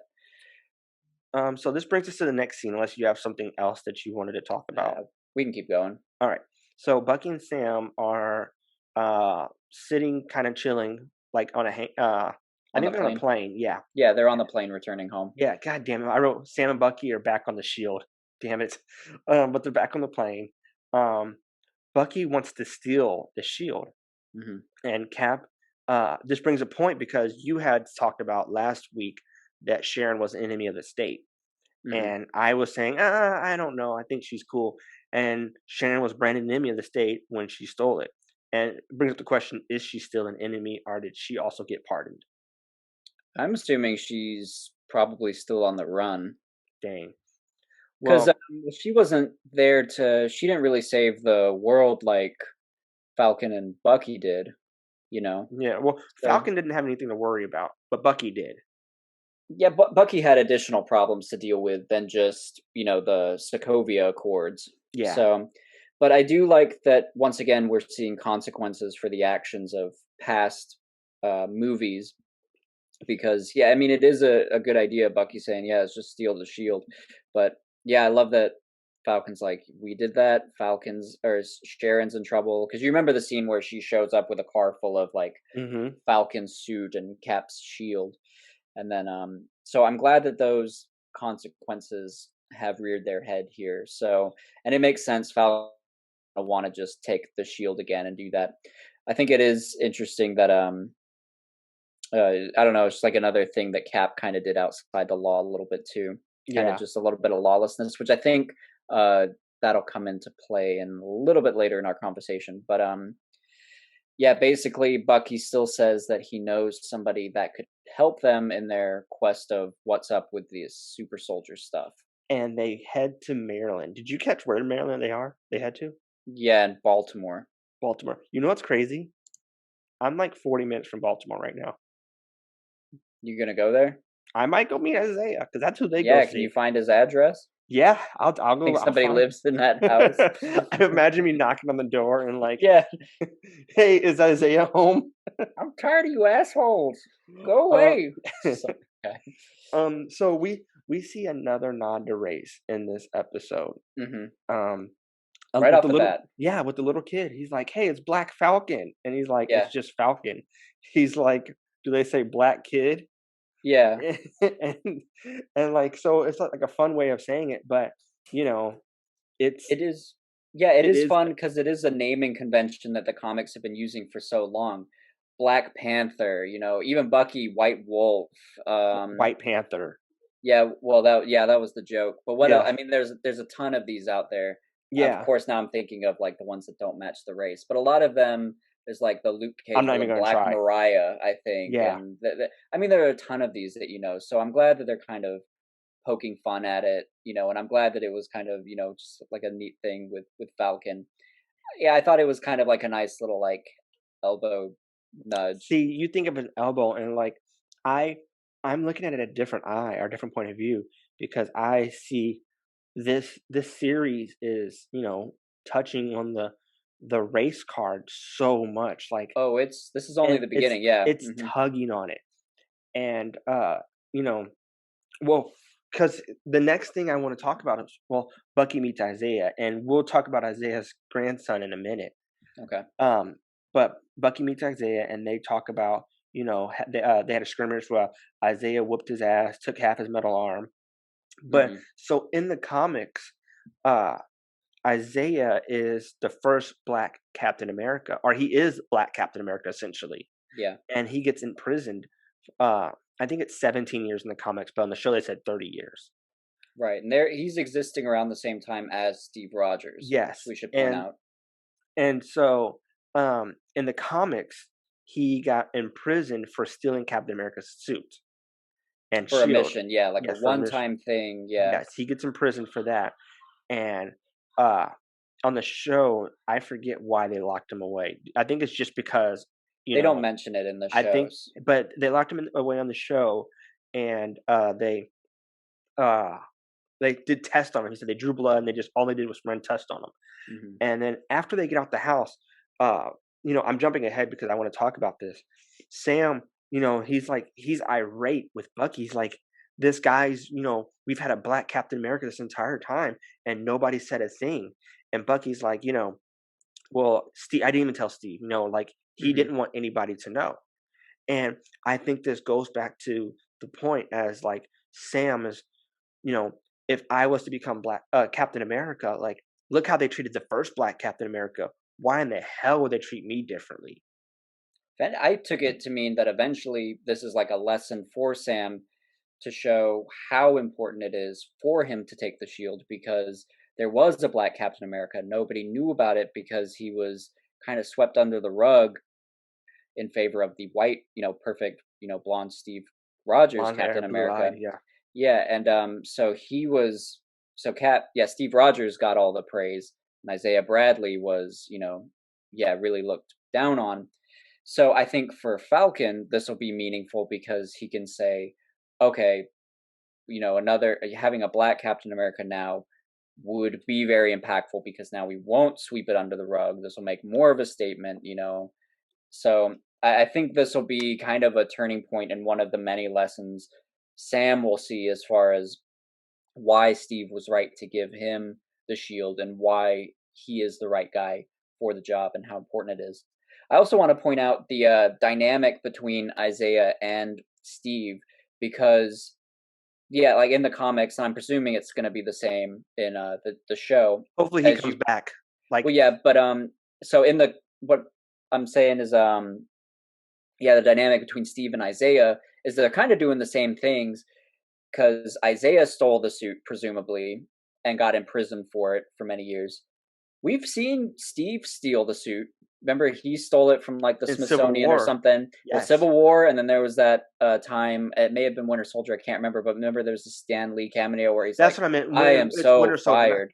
It's in Well, I Winter Soldier, guess not Civil War. so. Technically, Steve has done it twice, or once for the suit, twice for the shield, or And something. then in Winter Soldier, he didn't get in trouble at all That's what I'm because saying is yeah, we're seeing a double standard where Steve didn't have really any consequences for these things, and Isaiah did pay a heavy price, presumably for race. Essentially, that's the difference between them. hmm I mean, I'm sure you can talk like character and stuff for Steve, but really it is boiling down to the government wanting a white Captain America or yes, perceiving that as better than Isaiah Bradley, as kind of almost being like a lesser Captain America in their eyes. So, also, Isaiah does say that he was getting experimented on pretty heavily in there, both by hmm the U.S. and Hydra. So I imagine that his blood is probably where the baseline for these new super soldier serums have been sprouting up. So probably there'll be ties to Isaiah and maybe the power broker if our theories are heading that way. So these will probably all tie together moving forward. But so, go ahead with your next point. yeah. Well, I just wanted, I wanted to bring up that race card again because of how hard it was. But we can go back toward and back inside the house. Hmm. Um, Buck Isaiah talks about how they had a skirmish and Isaiah whooped Bucky's ass, took half his metal arm. Hmm. Uh, this is something we never hear about. What do you think about that? What do you think that like because remember even when Steve fought him, Steve struggled and Hmm. in Winter Soldier, but to find out that somebody nearly beat the shit and killed Bucky, like what are Yeah. your thoughts? But like, does that mean he's so much more powerful than Steve, or do you think he's more tactical than Steve? Like, what are your thoughts on that? I don't know. It's could be a couple things. I mean, potentially you could be right. It could be something like that. I mean, Isaiah's definitely strong as shit. But Still, also I think there's an element of Steve not wanting to hurt Bucky. So I think he was holding back, probably pulling his punches. This is his friend that's under mind control that he's trying to kind of go easy on essentially. Not entirely easy that he's going to let Winter Soldier get the upper hand, well, but I think Steve can take him down. even in the beginning, before he knew that was Bucky, and he was fighting him on the street, before he's like Bucky, you don't. He's fighting him. He didn't know that was Bucky. I So guess that's true, but I do think I don't know. I maybe go back and forth. maybe Steve does pull his punches versus Isaiah, who is more of that John Walker, where he's gonna do what he has to do to get the job done if he even has to kill the person. Isaiah might be more lethal. These are two separate batches of super soldier serum too, because we had Erskine in the first Captain America movie, who seemed to have like the perfect serum essentially. Whatever's being reproduced and thrown around beyond that, don't really know. And I believe in the comics, it stated that first off, just being in prison for so long, but also like the side effects of the super soldier serum, I think deteriorated Isaiah a little bit to where he is maybe not as clear headed Mm. as Steve was. So there are probably different elements there. So Isaiah could be more lethal. Honestly, I'm not too familiar with his characterization or personality from the comics. I just kind of know like the bones of it. Yeah, that's what I mean.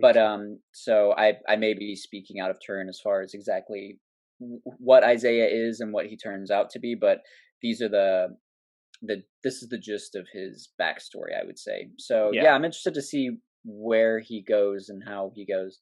Are you thinking Isaiah stronger than Cap? Is that where you're going? I just think it's kind of I don't want to say ironic, but like it's funny because we saw Steve go toe to toe with Bucky and not know who Bucky was at the time, Yeah. and he just knew that's the person who killed Fury, Hmm. and him not, I just think him not wanting to like do damage or he was unable to stop Bucky, and but it could always come back to you know Cap might have that same feel as like Superman where they pull their punches just a little bit so they don't Hmm. inflict damage, while Isaiah, you know, he's there to get the job done one way or another, kind of like a Punisher. Yeah. I mean, he's out there trying to rip Bucky's arm off. Well, he So did rip half his arm off. yeah, that's what I mean. So he is definitely going Um, more lethal. so the person who answers the door is Isaiah's grandson. I didn't catch his name, and I know you have it, Yeah, but Eli Bradley. perfect. Eli Bradley is one of the Young Avengers who looks like Marvel is really hard trying to set up the Young Avengers because we now have Eli Bradley, we have Kate Bishop coming in the Hawkeye series. Hmm. Scarlet Witch had her two twins who are in them. I Wicked don't and know that. Speed. Yes, and Hmm. then we also have Scott Lang's daughter, uh, Cassie. Cassie. Man, you are awesome for remembering all the names because since they're not in bio important characters, I said fuck them. But but Yeah. we have all these characters who are setting up for the new. I don't know. I want to say it's going to be a movie, but I don't know if it's a movie or if it's a TV show.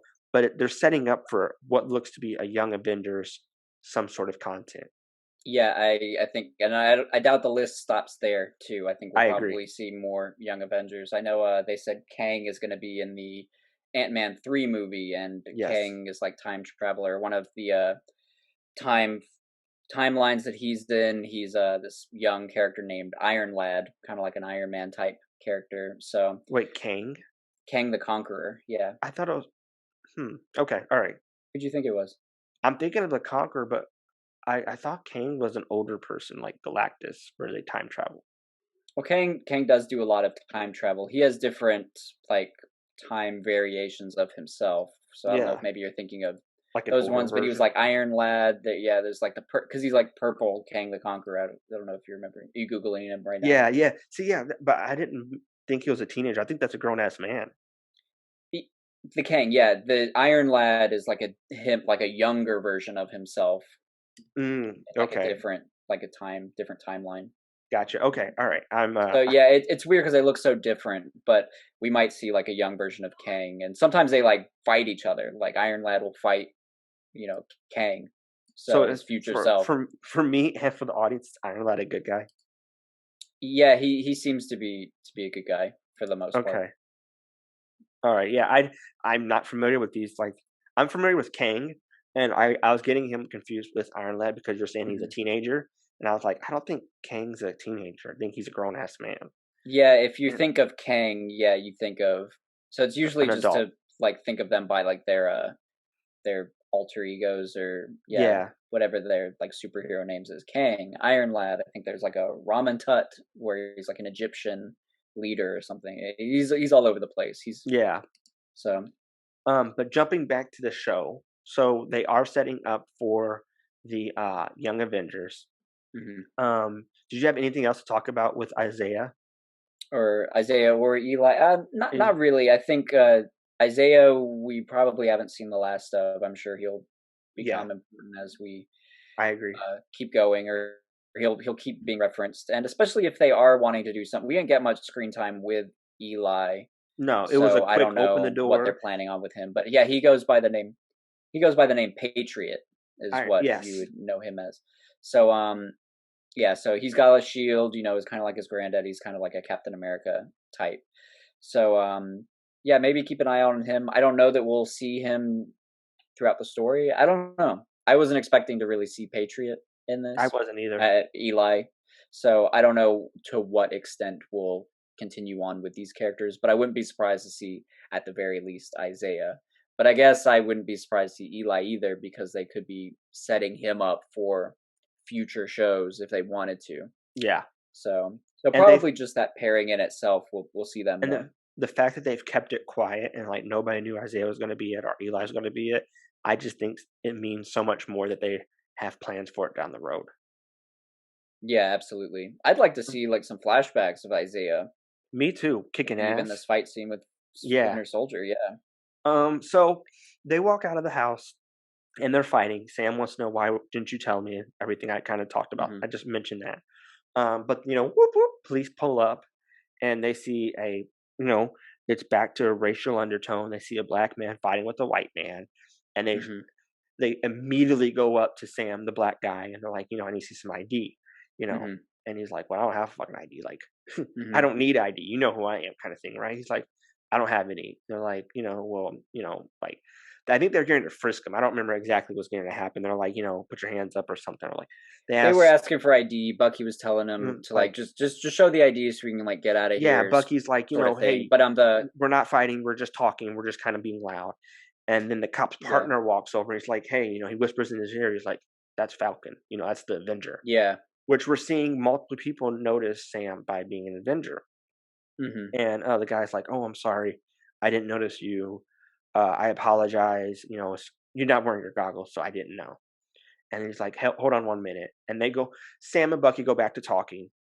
And the cop comes back and he's like, hey, there's a warrant out for Bucky. We got to arrest him, which is, I thought, super ironic because they went to arrest the black guy, but they ended up arresting the white hmm guy who they had no mind. Like, they weren't even looking at him when they pulled up. You were yeah, going to and say I something? do like that.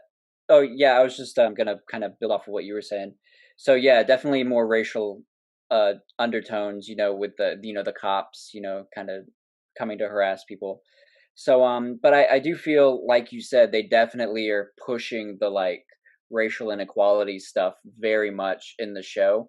But I think they're doing it sort of like respectfully, or they're not pushing the boundary too much, because sometimes in shows they'll try to do that, and which is fine, but it comes across as very heavy-handed or very preachy, and you're like, I get it, sort of thing.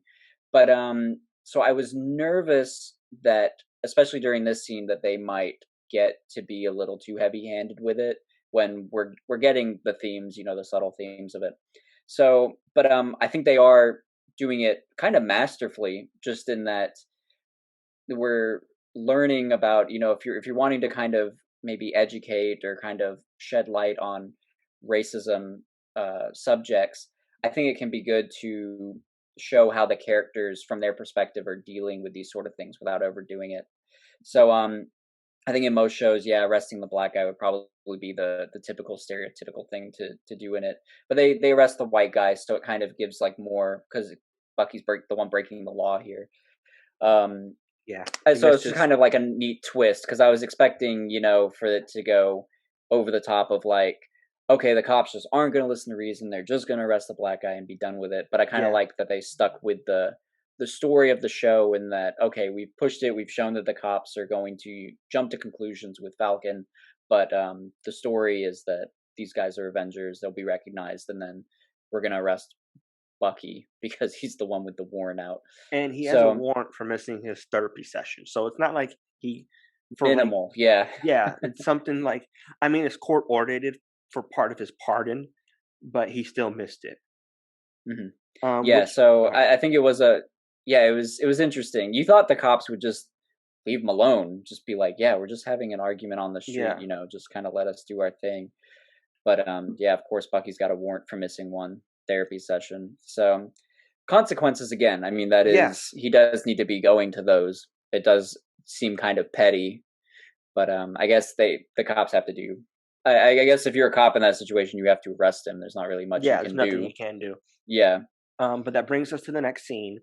Um, Sam is sitting in in the waiting room of the jail, the the, jail. the police station, and Bucky's therapist, psychiatrist, whatever you want to call her, she walks in, and not Bucky, Sam's like, "Thank you for getting him out." She's like, "I didn't do it," And they look to the left, and there's that fucker Walker, high fiving and hmm signing autographs, and he comes over and he's like, "I have unfinished business with them too," and she's like, "Yeah, he got him out," and hmm I was just like, "Ah, man, like there you are again, like right there." It just I just wanted to punch his smug face. You remember how Tony said, like, sometimes I just want to punch you in your smug face with your perfect Or teeth? your perfect teeth. Yeah. Yeah, that's what I felt about about Walker right there. I just want to punch him in his face for that. Like I'm It's happy such a he got my boy sting. out. Yeah, Yeah, yeah. I was glad that he got him out too, but it is such a sting that the guy that you're so like you're hating so much is the guy that hmm keeps coming to your rescue. So you have to be like grateful towards the guy you don't like. It's such a yeah, it's such a like a low blow kind of thing, and then him just kind of walking in like he owns the place.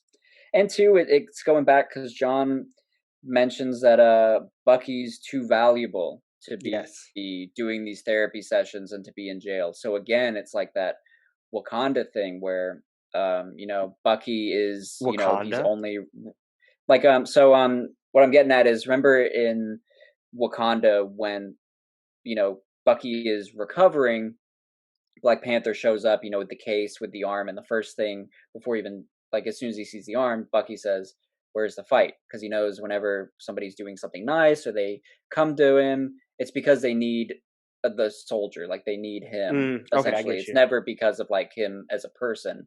And in this scenario, it's the exact same thing. They're not there to really help Bucky out of this situation. They're like, we need this guy because he's a valuable fighter, sort Yeah, of thing. he's an asset. So yeah, exactly. So this is just an ongoing thing for Bucky. As much as he's trying to get away from that, it just keeps coming back to him. But it Yeah. also gets us out of ongoing therapy sessions. But we do get one last one because the Yes. therapy session that Bucky missed, his therapist calls an impromptu one to make up for it in the jail when And they she go in one of the makes Sam interrogation come rooms. too. Yes, Ham too, which I think was smart. They need to air some shit out. Yes. And this is like brings humor back to the show because she uses different couples exercises, Yeah. like as if they're some kind of couple. Um, and my favorite thing is she makes them like lock their legs together and stare, and then the staring turns into a staring contest. Which when she snaps, Sam blinks, Bucky wins. I don't know if you saw that, but Oh our yeah, boy. Bucky always wins the staring, I've noticed. Falcon and always looks away. and this was another like call to like Bucky just gazing, like staring at people, Yeah. and like he's like, oh well, he's good at this. Like so, I I thought do that was, like their banter. Sometimes it can feel a little bit forced, but overall I I'm never liking think their it is. dynamic. I never Oh think it's really? forced. Yeah. But this therapy session does bring up um some deep seated feelings. It gets very Hmm. like not in, yeah, intimate. I guess you could say intimate. Yeah, they Um, air because some deep Bucky, feelings. the therapist, is like, you guys, what are you thinking? Bucky wants to know why Sam gave it the shield, and um, he's Bucky goes, Steve believed in him and gave it to him, and he threw away for nothing. Bucky also thinks, um, Sam. I don't remember Sam's rebuttal. I really don't because, and when he said it, I didn't write it down because I was like, that's not even that great of an excuse in my head. Yeah. But you know, Sam, Bucky, I want to say, Sam said he did what he think was right, something where he thought that was the right thing to do at the time. Yeah. That was essentially And- his rebuttal. yeah, okay. And then Bucky's like, well, if he's wrong to give you the shield, then that means he's wrong about me also. Hmm. And we go back to that point that where it emphasizes Bucky really needs Steve's not Approval yes, or approval. That's the word I'm hmm looking for. He really wants because everybody holds Steve at this high, high mark, and his approval and his thought on you means the world. And Bucky, maybe if Bucky has Steve's approval, maybe he can move on from being the Winter Soldier and become James Bucky Barnes once again. Yeah. So it makes sense why Bucky would be leaning so heavily on this and on Sam for that. I wish they would have gotten more of an opportunity to, keep going through these, but they're not very emotional guys, I guess, or Neither one are, yeah. Falcon just kind of, instead of digging deeper into that, he really just avoidance again. He really just kind of cuts it off. Deflects. Yeah, yeah, and then he, walks off. So, but I would deem it as somewhat of a success. We got a little bit of insight into at least Bucky's mind. So Yeah. I would say it's progress. It's not ideal the way that they ended things, but we got somewhere. Also, like as Falcon's leaving, I think they play a variation of the main theme from the America Winter Soldier soundtrack, which I thought was cool. I think it's the same composer that's doing Falcon and Winter Soldier that was in the movie, the Winter Soldier movie. Hmm. So I'm glad to see that they brought some people back for that, especially music, because that really can give you the same theme and vibes and kind of bring some of that back. So just a neat little touch that I recognized when they were playing that.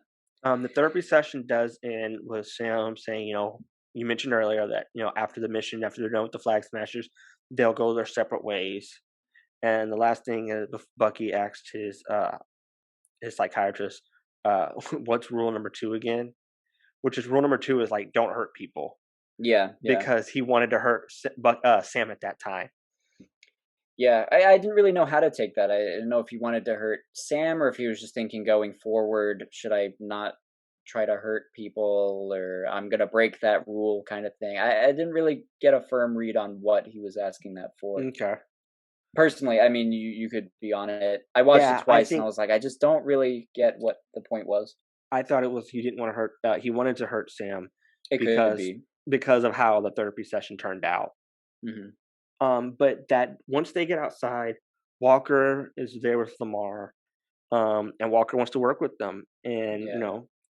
Bucky is the man because Bucky just straight up tells him, "I don't like you. Like, I don't, I don't want to work with you. You Yeah. know, you two are our team, and us two, we're a team. Like, let's just see who can do it." Like, he doesn't say these words, but that's what I'm interpreting. Hmm. Interpreting.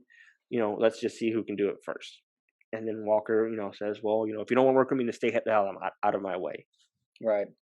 And Bucky even calls Walker out and calls him like that he's seeming tense, yeah, a bit tense, or I would say intense is a good Hmm. way to describe him. So, yeah, I think yeah, the demeanor of John is fading a little bit as we see him feeling the pressure more. Yeah. Also, he was so damn obnoxious with the car siren to call them over. You remember that Yes. when he like reached Whoop, whoop. so Yeah. so goddamn annoying. Yeah, I wouldn't want to go talk to him either if somebody was blasting a police siren at me. Yeah. I And don't the know. thing, It's just like he's so like over confident, I guess. and then, and that kind of brings up the question: is maybe is Walker entitled as Captain America? Like, Um, because he got Bucky out of jail, and then he got him out of his therapy sessions, and now like I'm just gonna make this siren noise, and you're gonna come over here. oh yeah, he's definitely swinging his dick around for sure. Oh He's yeah, that yeah, thing is long and dragging. yeah. He. I mean, he mentioned when they were in like the Jeep that they have a lot of resources, and he's Hmm. really utilizing them a lot. Yeah, getting Bucky out. Which I don't Like mind you using your resources, just don't throw it in my fucking face. yeah, he's really being cocky about it. So I think that's another thing. I think he's kind of dipping into that what do you call it? Like the just the power. Like he's really succumbing to having all of this power Yeah. Okay. and really not being super responsibility. Is that the Spider-Man quote? Great power, great responsibility. Yeah. With great power So comes with great responsibility. yeah, I think John's kind of dipping into that a little bit too much, and it's kind of getting to his head. Yeah. So definitely not something. I mean, Steve would probably get them out of jail, but No, not in such Steve a broke his cocky people out of manner. jail. Yeah, he broke them out, but still, I guess there are some echoes of Steve, but they kind of go about it in different ways. It's like with Yeah. Steve, you always feel like there's some respect, where there's some yeah, I don't know, maybe respect. You always get that he's a genuine good guy the whole time. Yeah. Where John's just kind of walking in and like, yeah, get these guys out of here, get me a drink. I don't know, whatever. He didn't say that, but Yeah. you know what I'm saying. The He's only way would acting have been like he better. owns the place. The only way it would have been better is like, "Hey, I'm walking here." Like you would have Yeah, like a Boston accent or a New York accent. but Um. Falcon also says something interesting, or I guess maybe it was his cop out to not really wanting to work with John was that they don't want to be tied down by the government rules, like the limitations that John and Lamar are tied to since they work with the government. So Which has they a want good to. point It is a good point, and because like at the beginning, the first episode, remember Falcon couldn't go into that territory because mhm, it would have caused conflict between the two governments. yeah, Well, same thing with Captain America. Like this actually brings up another question. Does Captain America, does Walker, you know, does like he gets to that border and he's like, I'm Captain America, like I can do this. I have to complete my mission. While, mhm, it sets off like chain reactions with our government versus their government, while Sam, who's not tied to government, can go where he wants. So him going yeah. crossing that border doesn't start, conflict between the two sides. So inevitably, these four people are going to, come into contact again. John, Hmm. Battlestar, and Falcon and Winter Soldier. Do you think next time they meet up, they're going to be fighting each other, or do you think they're going to be forced into another kind of pseudo team up? Um, maybe a mix. Maybe it starts off as a pseudo team up, and Hmm. then midway through, the baddie gets away, and they end up, like, "Well, you let my guy go. If you didn't pop in, we had him right where we want him." And then they just kind of start fighting because another thing Marvel tends to do is they like their heroes to fight each other. Hmm. Avengers, the first one. Then you have Avengers 2. You think about Iron Man fought with the Hulk, and Yeah. then Civil War. And then, you even had it in you had it brief moments in Infinity War where like you where fucking brain I'm where the Guardians were fighting like Iron Man, Spidey, and Doctor Strange. Oh, yeah. Uh huh. So it's something Marvel likes to do where they're just, their heroes kind of, which is like a cool thing for us because heroes aren't supposed to fight with each other. Like, I'm sure lots of people wonder who's going to win between Iron Man and Captain America. You know, Yeah. we see it in Civil War, so it's something that's really cool that they do. But I do think that all heroes will eventually fight. I think that's a good point. Yeah, there always is the fan debate of could Bucky beat John Walker type deal. So I could see them going that route. I think you're right. They probably do need to fight at some point to maybe just show the conflict or just for the fun of it. Hmm. So I think you're onto something. I wouldn't be surprised if we saw that go down. Maybe even the exact way that you put it, of them trying to work together and then just getting really pissed off at how conflicting they are with each other. So yeah, I think they will come into contact. I don't know if they'll do it in the third episode, maybe fourth. I feel like they'll Hmm. probably be diverging and kind of doing their own things in the next episode, and then maybe they'll reconvene in the fourth as their threads come Yeah, into play. And I'm kind of basing that on a little bit of the trailers. So, yeah, but so next is we talked about this a little bit, but it's the in Slovakia where the flag smashers are loading resources into the plane, the resources they stole. And this is when the power brokers men arrive. And I believe they even specifically say the power brokers men are here. yes, they do. So we do have confirmation on that. And yeah, so there's the one guy that sacrifices himself Yep, to allow the flag smashers to escape. I don't know if it was that necessary. I feel like he could have just dropped that pole down like he did and maybe just ran back to the ran. plane. Yeah. Yeah, they may have had time. But I mean they end up killing this guy too. They light his ass up. He's strong, but yeah, he can't deflect bullets, so No, if he had a he shield, he is. could. Yeah, that is a shame. But yes, that guy, I didn't really know that guy. I didn't really have an attachment to him, but it Neither does did I. kind of show the extent that people are willing to go to for the cause of the flag Yes, smashers, which I that's a think good point. is the bigger uh theme there, is that because it's going back to these shades of gray again. Are they bad? Are they good? If you're thinking of it in a binary way like that, it's we don't really know for sure, but there are definitely people that are full in on this belief that the flag smashers need to succeed, and this guy is willing to die for it Hmm. immediately. But it goes. We mentioned it earlier. He is wearing a vest. The leader of that little battalion group Oh, or the power whatever. brokers men, yeah. Yeah, he's wearing a vest, so it makes you wonder if he's government, if he's some type of government, or maybe Yeah. just who he is. And then I think we're on the same. yeah, I want to say he called the power broker, just to tell them. No, he called somebody to Yeah. say that they got away. Hmm. I want to say it's the power broker, but I'm not 100% positive.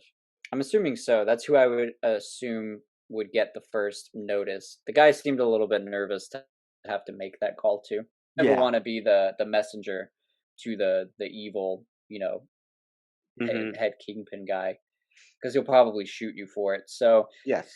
but I'm assuming it's Power Broker. We don't know for sure though. And I don't. When will we get him introduced? Do you think? Next episode, You think it'll be next I episode? think the guy has to go back and say like, "Hey, I'm sorry I failed," and I think it'll be next episode we get the power broker. I think you're probably right. They got to introduce him at some point. I don't They, know how long, because like yeah, in like the Daredevil show, they wanted to wait until They showed Kingpin until probably like the midway point of the series, somewhere Yeah. along there. Well, if there's only 6 episodes, that would be the midway point. Yeah, exactly. So yeah, if yeah, so I'd imagine maybe next episode we would get to meet the power broker. Um, So this brings us to, like, the last scene of of the the episode. this episode, yeah. Hmm. Sam and Bucky, they're talking and, talking about how can they find out, about more, super soldiers, more Hydra, because at this time, they don't know about the power broker. They only know about the super soldier serum.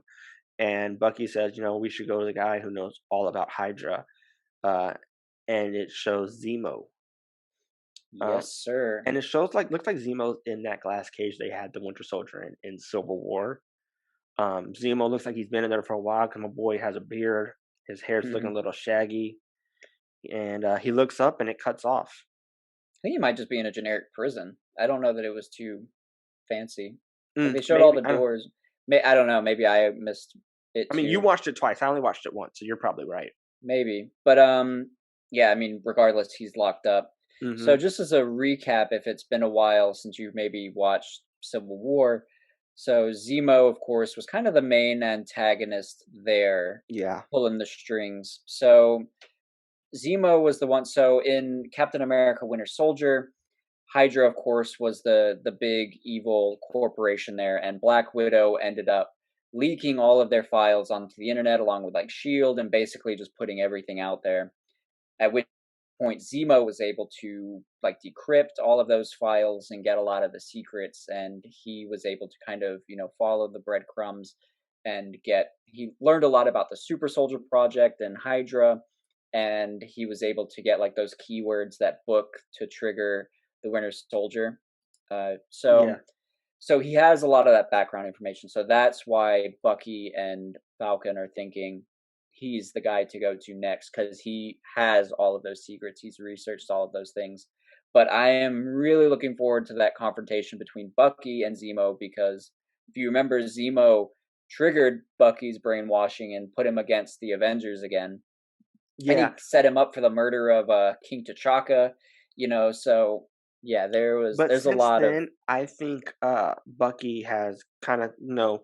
I don't think he can be taken control of that easily anymore. Oh, he's clear. Yeah, Shuri essentially we're told fixed his mind. So he can't be Yeah, brainwashed again. But I think Bucky has some like animosity towards him. I think this will be the next time they meet. This will be the first time since then that they meet.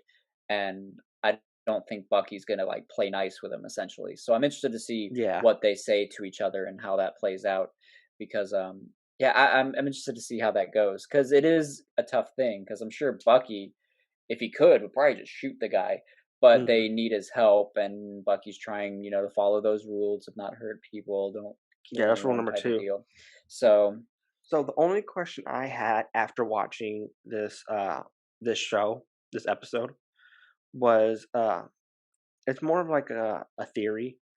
I think mhm. Walker's going to go one on one with the not one on one, but he's going to fight the Flag Smashers again. He's going to lose, and then Walker will go to the Power Broker to become strong.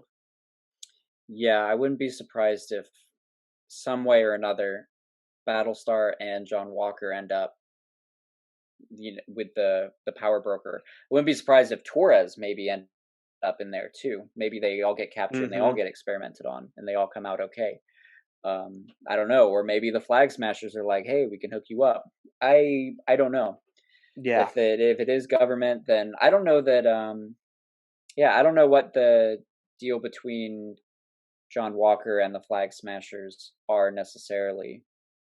It seemed like more of like a Torres Falcon kind of mission. So I hmm, was kind of surprised that he showed up at all. But yeah, yeah, I'm interested to see how that goes. That could be a good introduction to the power broker is if yeah, they get captured and suddenly yeah, you're here, here's this guy, he's you know, carries a big shadow. So that could be a pretty cool way to introduce him. So you're thinking that that's the way it's going to go is John and Lamar are going to go Flag Smashers and then probably Bucky and Falcon are going to follow the Zemo lead. yes. Okay. I Because think I think that's true. I think Bucky and Sam want to figure out how they became super soldiers so that they can stop that. So before they stop the flag smashers, they make sure nobody else can become. So they don't have to deal with 7 versus in a week they have to deal with 14 or 21 or however many more. Right. Yeah, I think you're onto it. I'm assuming that's the way that we're going. I know we've seen some stuff in trailers. I probably won't bring it up here just in case some people are trying to not really delve Avoid too much spoilers. into Yeah, that. Yeah, because we may know a little bit more. So, but I do think that that's where I'm expecting the episode to go next. yeah, I am Is too. and I'm anxious to see it. So far, I'd say the show is 2 for 2 on episodes, and Yeah, yeah, I will say the first episode in my mind was better than the second. But I think that also has to be better just because it has to grab your attention so that you come back next week. I think there were But more story beats in this one. Is maybe but why this it felt that this way. episode was good, and of course we'll be back next week. Oh yeah, yeah. These episodes come up quick. It always feels like, oh, I gotta wait a whole week for this thing, but yeah, Yes, it's all of a sudden it's like, oh, it's Friday again. And yeah, by the time we release these episodes, it's only like a couple of days before the show yeah. ready anyway. So yeah, but a lot to look forward to. Do you have anything else you want to add, Tyler? I don't. I'm tapped out. I think that's all for me this time too. So I think we'll wrap it up here. All right. So yeah, thank you everyone for checking out the Weekly Bugle podcast for the Falcon and Winter Soldier episode 2. We'll see you next week again with episode 3. And we'll be back. Peace out.